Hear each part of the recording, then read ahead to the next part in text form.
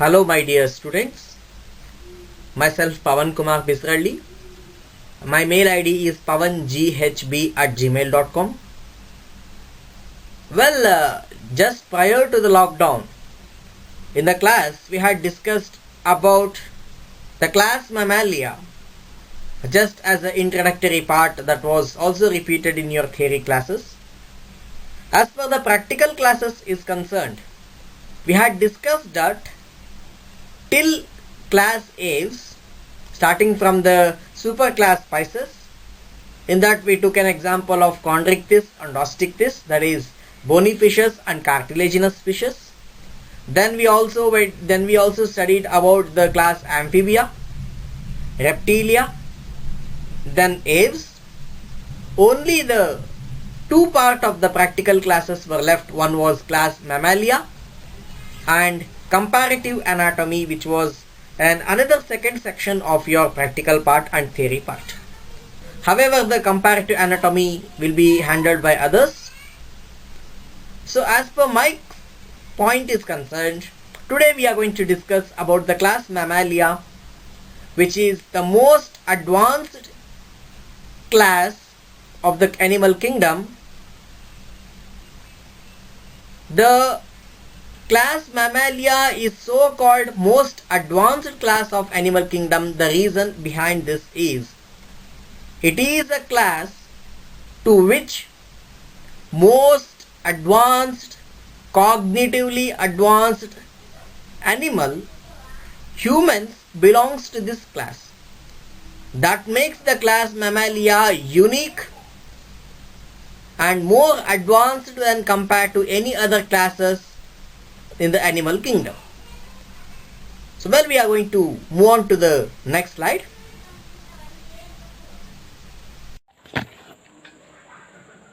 Welcome back, students.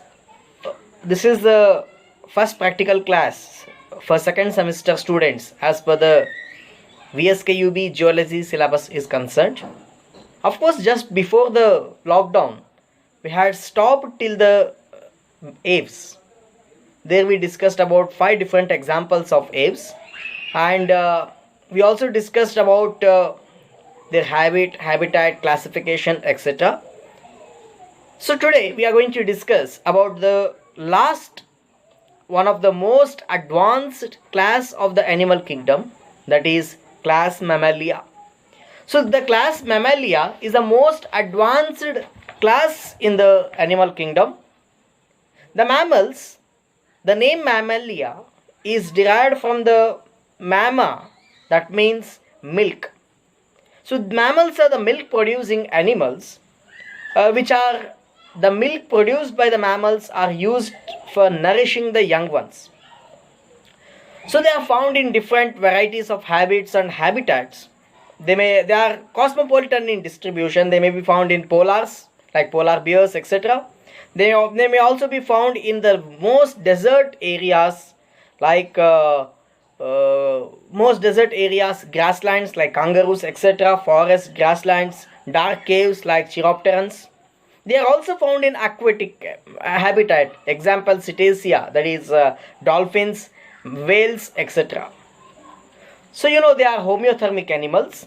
The body is covered by hairs. The presence of hair is one of the specified character of Mammalia. No other class of animals have this character. The body is covered by hairs.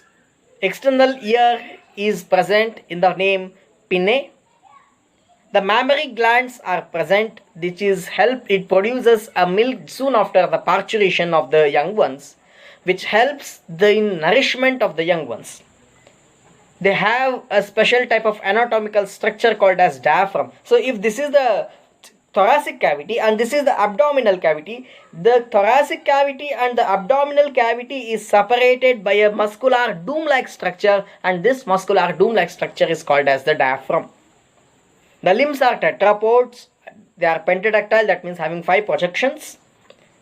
The skin is glandular with presence of sebaceous gland, oil glands, etc. Sweat glands are present, sebaceous glands are present, lacrimal glands are present, scent glands are present. The skull is bicondylar in nature. heart is four-chambered with two auricles and two ventricles.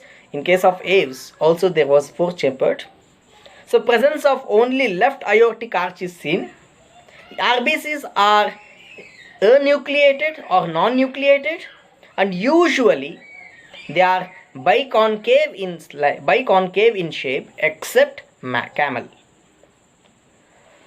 So coming to the separate classification of mammalia, the mammalia is mainly divided into two. One is Eutheria and second one is Theria. Eutheria mainly comprises of egg-laying mammals and Eutheria comprises of non-egg-laying mammals, that is placental mammals. Eutheria is again divided into metatheria. Theria is again divided into metatheria and Eutheria. Metatheria is those animals which have pouches. They are pouched mammals.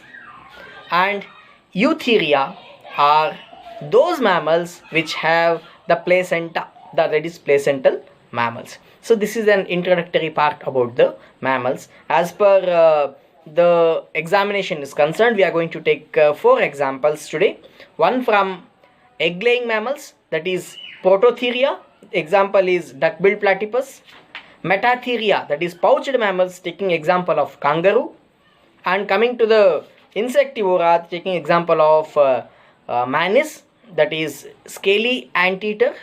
It's also called as pangolin, which is very common in case of hospit area. And one example from Chiroptera, that is flying mammals, the example is bat.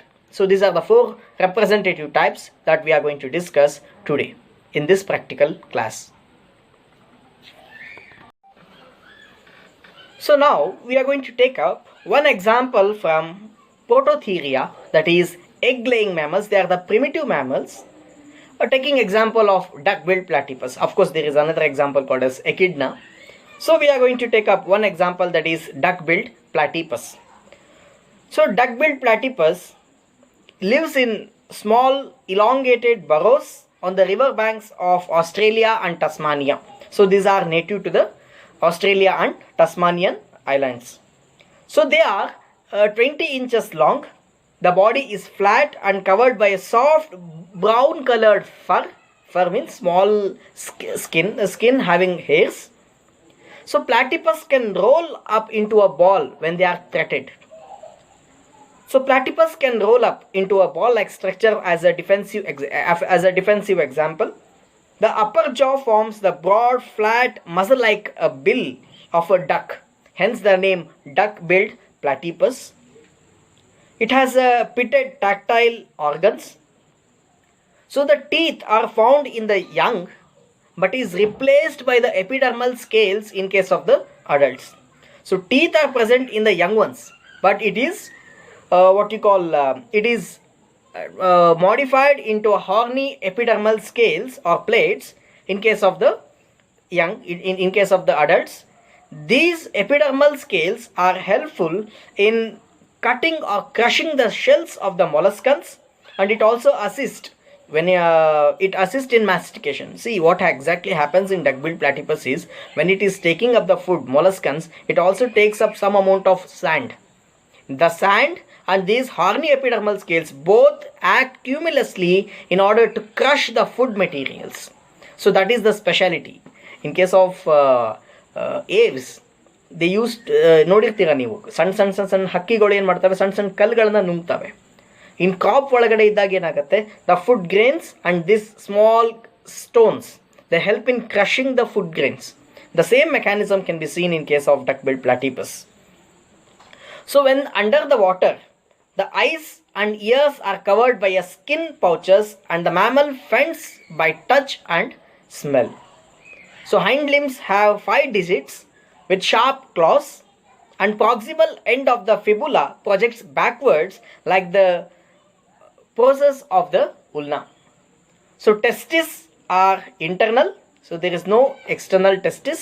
Usually in case of other placental mammals, the testis is projected just below the abdominal cavity in the testicular sac called as scrotum. But in case of duck-billed platypus, the external testis is absent. Of course, the testis is abdominal. They are present in the abdominal cavity. The penis is a small groove in a cloaca. Cloaca is a common opening for both sexual reproduction and a urinary opening. So platypus goes to the river only during the morning and evening, just for the search of the food. Coming to the reproduction, after copulation, the female lays 2 small eggs which are just 6 millimeter in length, in diameter, and superficially conjointed. So eggs have a membranous shell and they are laid in a nest at the end of the burrow. After 14 days of incubation, the incubation time is here is 14 days. After 14 days of incubation, small young ones hatch. They are naked. The female has a little amount of maternal care, that is parental care can be seen in case of duck-billed platypus. So these are attached to the abdomen with a tail. They are fed by milk produced from the mammary glands, hence they are mammals. So the male probably also secretes the milk. Here the milk is secreted both by males and females. So the duck-billed platypus is an example of egg-laying mammals. They lay eggs. Of course, the trend of egg-laying thing is not seen in any other cases of mammals, but only in case of the egg-laying mammals. So this is an example of Pototheria, taking example of duck-billed platypus as a representative type. So thank you. So coming to the second example of mammals, that is kangaroo, which is an example for Theria. Theria are non-egg-laying mammals. Theria is again, as I cited earlier, Theria is again divided into Metatheria and Eutheria. Metatheria are nothing but the pouched mammals which are seen predominantly in case of Australian continent, and Eutheria are the true placental mammals, where you can see lots of mammals that we can see in and around our surroundings are all example for the Eutherians. So coming to the Metatheria, that is pouched mammals, there are many other examples like kangaroos, etc., pouched rat, etc. But we are going to take example, a common example, that is the kangaroo, or it's also called as Macropus. So the Macropus is found in Australia and Tasmanian grassy plains. So they need grassland for their habitat. The habitat is Australia. They are restricted to the Australian continent. They are herbivorous, terrestrial. Of course, they cause lots of damage to the crops. Many Australian authorities, Australian government has asked the regional administration to shoot hundreds of kangaroos because they are destroying lots of croplands. Usually agricultural ಕ್ರಾಪ್ಲ್ಯಾಂಡ್ಸ್ಗಳಿಗೆ ನುಗ್ಗೋದು, ಸಾಕಷ್ಟು ಕ್ರಾಪ್ಗಳನ್ನು ತಿಂದು ಹಾಳು ಮಾಡಿ ಇಟ್ಬಿಡೋದು. As a result the farmers are suffering from lots of losses. ಅದಕ್ಕೋಸ್ಕರ ಏನು ಹೇಳ್ತಾ ಇದ್ದಾರೆ ಅಂತಂದು government is saying that kill them so they can stand up to 6 feet. See, 6 feet height. Standing in front of the body includes head, neck and forelimbs are small. Forelimbs are small. The hind limbs are enlarged, having a large feet. The legs and tails are also large. The small forelimbs have 5 digits. The small forelimbs, ನಮ್ಗೆ ಏನು ಅನ್ಸುತ್ತೆ hand, ನಮ್ಮ ಹ್ಯೂಮನ್ಸಿಗೆ forelimbs are hand, hind limbs are legs. So the forelimbs of kangaroos are small, pentadactyl or 5-clawed. They act like a hand. In order, they are not used for locomotion. Remember, they are not used for locomotion. They are bipedalic in life. The hind limbs are very enlarged, having large feet. As a result, they can move through the hind limbs. But these forelimbs are small. They are pentadactyl, having 5 digits. And these pentadactyl limbs are helpful in acting like in catching hold of the claws, etc. So they are also used to support the body while feeding. So the tail is elongated rounded, muscular. This tail acts like a third limb. Whenever it wants to rest, all the body's weight is put on the tail and they can rest without the use of forelimbs and the hind limbs. So observe ಮಾಡಿರ್ತೀರಾ video ಒಳಗಡೆ, if any time kangaroo is kicking, usually kangaroo it kicks. Kangaroo kick ಮಾಡಬೇಕಾದಾಗ complete body ಬ್ಯಾಲೆನ್ಸನ್ನ ಬಾಲದ ಮೇಲೆ ಹಾಕಿ using the hind limbs they kick us. So that's the beauty of this animal. So locomotion, as I cited earlier, locomotion is bipedal with modification of ilia and thigh muscles. Thigh muscles are very much developed. So kangaroos moves rapidly by long erect springs of over 25 feet. They can jump up to 25 feet. The tail is used for balancing. So the pectoral girdle has large scapula with a spine. Coracoid is reduced. Clavicles are large, but there is no interclavicle. Remember, there is no interclavicle. So young develop in a uterus. See this beauty. See this beauty. The young develop in a uterus with only a yolk sac placenta. Observe ಮಾಡಿರ್ತೀರಾ, humans ಒಳಗಡೆ immature delivery ಅಂತ ಹೇಳ್ತಾರೆ. Usually 6 months 7 months ಅಲ್ಲಿ ಇನ್ನೂ baby ಕಂಪ್ಲೀಟಾಗಿ develop ಆಗಿರೋದಿಲ್ಲ, ಆಗಲೇ parturition ಆಗುತ್ತೆ. ಸೊ ಅವಾಗ ಏನು ಮಾಡ್ತಾರೆ, they will keep it in the incubator and they gives lots of nutrients to the baby so that it can develop in the nutrient, just mimicking the uterus of the mother. But in case of kangaroos, the babies are given birth before they mature. So the babies born are immature. So these immature babies have a huge task of just moving, just catching up her mother, and they have to go and sit in the marsupial pouch. ಆ mother pouch ಏನಿರುತ್ತಲ್ಲ, ಆ mother pouch ಒಳಗಡೆ ಹತ್ಕೊಂಡು ಹೋಗಿ ಆ mother pouch ಒಳಗಡೆ ಕುತ್ಕೋಬೇಕು. ಕುತ್ಕೊಂಡ ಮೇಲೆ they have to attach their mouth to the nipples of the mother's mammary glands. Once they attach their mouth to the nipples of the mother's gland, they get permanently sealed. As a result, up to 4 months, the baby must sit within the marsupial where the further development of the baby takes place. So once the 4 months incubation after the delivery of the baby, see in the beauty, normally ಎಲ್ಲ complete development ಆದಮೇಲೆ baby ಹೊರಗೆ parturition ಆಗುತ್ತೆ. ಇಲ್ಲಿ ಅರ್ಧಂಬರ್ಧ development ಇರ್ತಕ್ಕಂಥ baby ಹೊರಗಡೆ ಬರುತ್ತೆ. ಅದು ಏನು ಮಾಡಬೇಕು, it has to crawl, it has to catch, it has to climb the mother and that baby has to go into the pouch and it has to stick its lips to the nipples of her mother where it gets attached, it gets sealed. Up to 4 months it has to be there. Once after 4 months it is completely developed, the mouth gets sealed out. As a result, it can come out up to 2 years tanaka. Akasmat enadru, if the baby feels any threat from other external factors, again it runs and comes back to its mother's pouch. So that much of the parental care is seen in case of marsupials. So this is about the macropus, that is kangaroo. If you have any doubts, questions, you can text me. So students, taking example of the third one, that is pangolin. It's also called as Manis.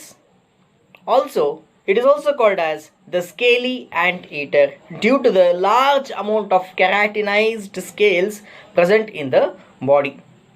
So pangolins are the mammals of the order Pholiodata.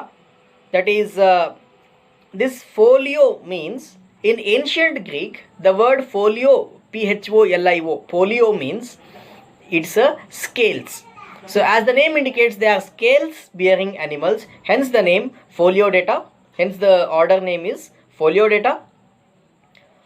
So this Manis comprises mainly of 4 species found in Asia. So number of different pangolin species are now extinct. Very few forms are present distributed all over the Africa. So they belongs to the Pholiodata order. So pangolins have large protective keratin scales present on their body, which are known, hence the name scaly anteater. They eat ants, hence the name anteaters presence of scales, hence scaly ant eater. So they live in small trees or burrows. So pangolins are usually nocturnal in habitat. Their diet, that is their nutrition, mainly comprises of termites or ants. They capture these ants and termites using their elongated long tongue. They tend to be solitary in habit. They only meet their mates during the reproduction. So pangolins are threatened by the poachings. I'll come to that later. So the physical appearance of pangolin is marked by the hardened overlapping scales. The scales ಯಾವ ಥರ ಇರುತ್ತೆ ಅಂದರೆ ಒಂದು scale ಇದೆ, ಆ scale ಮೇಲೆ ಇನ್ನೊಂದು ಅದ್ರ ಮೇಲೆ ಈ ಥರ like this.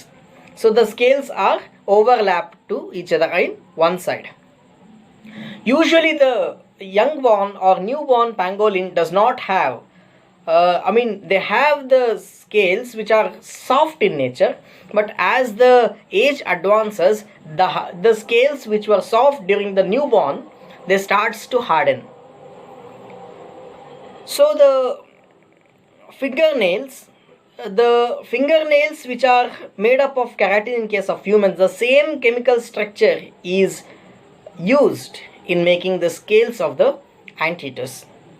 So the pangolin can emit a toxic irritating chemical used from its anus when the animal is threatened. They can also roll in like a ball, as in case of duck-billed platypus, as you saw that. The tongues of pangolin are extremely long and they are just like a giant anteaters, and the tube-like nectar bat. So these pangolins are, as I told you earlier, they are nocturnal animals. So the long-tailed pangolin is also active by day. The biggest problem for this pangolins is they are the very easy species to get hunted.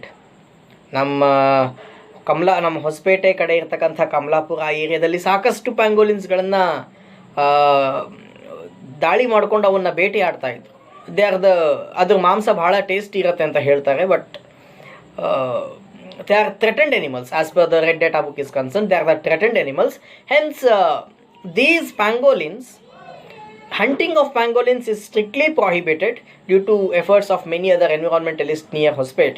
The hunting of pangolins has stopped here now, but many other problems, illegal ಆಗಿ ಸಾಕಷ್ಟು ಜನ poaching, ಸಾಕಷ್ಟು ಜನ hunting ಮಾಡ್ತಾ ಇದ್ದಾರೆ. And in Chinese medicine, the scales of these scaly anteater has a huge medicinal value, and that's the reason why they are being killed. And recent information ನಿಮಗೆ ಗೊತ್ತಿದೆನೋ ಇಲ್ಲೋ ಗೊತ್ತಿಲ್ಲ, about the COVID-19.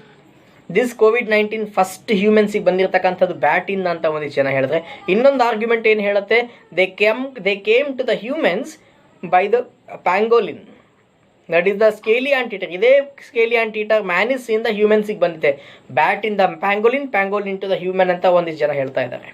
So Wuhan ಒಳಗಡೆ ಇರತಕ್ಕಂಥ wet ಮಾರ್ಕೆಟ್ಸ್ಗಳಲ್ಲಿ these pangolins fresh meat ಸಾಕಷ್ಟು ಸಿಗ್ತದೆ. That's the reason why many people eat this pangolin meet.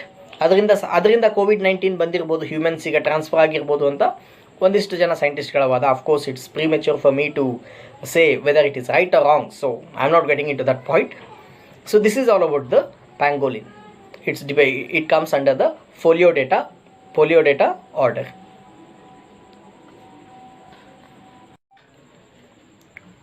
Now, taking up the last example, in the Eutheria, that is the Cetacea, order Cetacea, that is the only flying order of the class Mammalia, taking example of bat. So bat belongs to the suborder Microchiroptera. They are very small animals. Of course, they may go up to the size of a hand or something else, up to 15 centimeters in length. The snout is short with or without the nose leaf. Pinnae are elongated, large. Often they are provided with flaps serving as a tactile organ for making the power of hearing more accurate.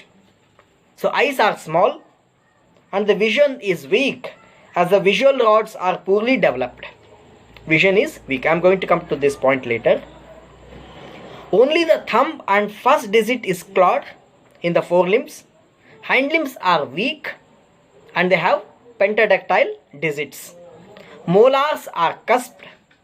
Crowns with transverse grooves. Of course, these bats are nocturnal in habit. During the daytime, they spend majority of their time usually in crevices of the caves, in the other dark sheltered areas. They come out during the dusk for the feeding. They are insectivorous in habit, though sometimes they may be frugivorous or sangivorous. Frugivorous is a type of nutrition where the animal feeds on the fruits. Sangivorous means blood-sucking animals. Other example is leech. So sometimes they may be sangivorous. They are colonial, they are present in thousands of colonies. They produce special thing. They produce ultrasonic sound waves which when strikes a given material, the sound waves reflect back, and these sound waves are catched up by the ears of the bat. As a result, they can easily calculate the distance, size of the foot, and they can easily go and grab it. Exactly ಏನಾಗುತ್ತೆ? The same method is also seen in case of radars. Usually Indo Pakistan ಬಾರ್ಡರ್ಸಲ್ಲಿ ಸಾಕಷ್ಟು ರೆಡಾರ್ಗಳಿರ್ತವೆ. ಯಾವುದಾದ್ರೂ if this is a material, this is a bat, it gives out the signals, ultrasonic sound waves ಅನ್ನು ಕೊಡುತ್ತೆ that you cannot hear. It's about 20,000 hertz. So it comes and hits an object. Maybe it's an object or a food or anything, abstraction. ಎಲ್ಲೋ ಹೋಗ್ಬೇಕಾದಾಗ ಯಾವುದಕ್ಕೊಂದು ಡಿಕ್ಕಿ ಹೊಡ್ಕೊಂಡು, because the eyes are weak, it cannot see clearly through the eyes. So the only option is ears. So ಹೋಗ್ಬೇಕಾದಾಗ ಎದಕ್ಕೋ ಒಂದು ಗೋಡೆ ಠಗ್ಗಂತ ಡಿಕ್ಕಿ ಹೊಡ್ಕೊಂಡು ಸಾಯಂಗೆ ಆಗಬಾರ್ದು. And of course it also need to have a accurate food catching capacity because they are omnivorous. When this is an object, say it may be a abstraction or a food material, this bat, if consider this as a bat, adalla, but uncoldry, it leaves out ultrasonic sounds. It hits the object and it reflects back. The reflected back, the waves which are reflected back are catched by the bats, and these bats calculate the distance, size, and all about the object or the food. As a result, they can accurately go in that direction and it can grab the food. So this is the beauty. Using this ultrasonic sounds only, the radars have been developed. So eyes are not very well developed. I'll come to this point later anta helide. Why? What's the thing? Exactly ಏನಾಗುತ್ತೆ ಅಂತಂದ್ರೆ, because they've spent majority of their time in the dark. They are nocturnal, hence they are active in the night, but the daytime they are present in the crevices ಅಲ್ಲಿ ಇರೋದ್ರಿಂದ ಏನಾಗುತ್ತೆ, they don't need any lights. As a result, the eyes vision becomes rudimentary. Of course, ಅದಕ್ಕೆ parallel ಆಗಿ the ears are very well developed using this ultrasonic sounds. This is how the beauty of bat is present. They hang upside down. Usually ನೀವು ನೋಡಿರ್ತೀರ ಬಾವಲಿಗಳು ಯಾವುದಾದ್ರೂ ಮರದ ರೆಂಬೆ ಕೊಂಬೆಗಳಲ್ಲಿ ಹಿಡ್ಕೊಂಡಿದ್ವು ಅಂತ, ಟ್ವಿಕ್ಸ್ ಇದೆ ಅಂತಂದರೆ ಟ್ವಿಕ್ಸ್ ಹಿಂಗೆ ತಲೆ ಕೆಳಗಡೆ ಕಾಲು ಮೇಲ್ಗಡೆ ಮಾಡಿಕೊಂಡು they will be hanging. So that's the interesting fact about the bats. So this completes the class Mammalia. If you have any doubts, questions, clarifications to be made, please text us, email us. If you have any other doubts, you can call us and you can clarify your doubts. Thank you. So this is all about the class Mammalia as per practical part of your examination is concerned. Of course, any one among the four specimens that you have studied till now can be given for your examination, that is practical examination. You need to write the classification and some detailed information about it, and you need to answer as per directed, as per the question paper is concerned. So if you have any doubts, questions, clarifications with regards to the class Mammalia and its representative types, feel free to ask any doubts. I think the mail ID of mine has been given in the first slide, so you can refer the slide and you can contact me if you have any question, if you have any doubts, clarifications to be made. Please feel free to come and approach us. Thank you one and all.